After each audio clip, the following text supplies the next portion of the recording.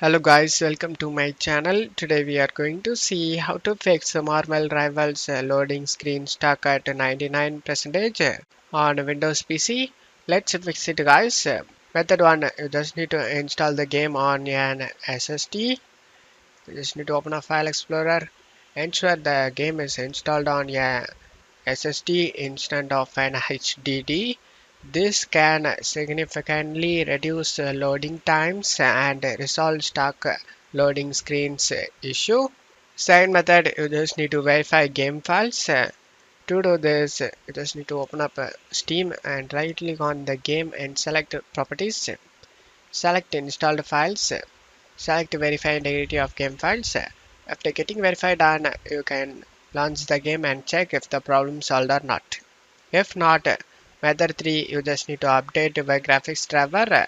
To do this, for NVIDIA users, use the GeForce Experience. If you not have GeForce Experience installed in your PC, then check my video description for the download link. For AMD users, use the AMD Radeon software. Select the drivers tab and select check for updates. If you have any available update listed over here, then you just need to update it and make your graphics card up to date guys.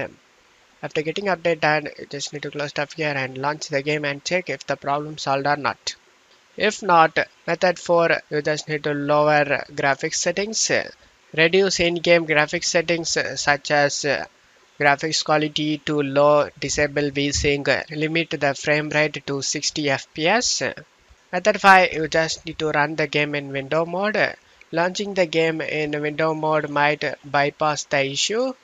To do this, you just need to open up Steam, right click on the Marvel Rivals and select properties. Now you just need to check my video description for this launch option. Just to copy and paste it under launch options. And now just to close stuff here and launch the game and check if the problem solved or not. I hope one of these method fixed your problem. If the video helped you, don't forget to leave a like guys. You can also subscribe me and support me guys. Thank you.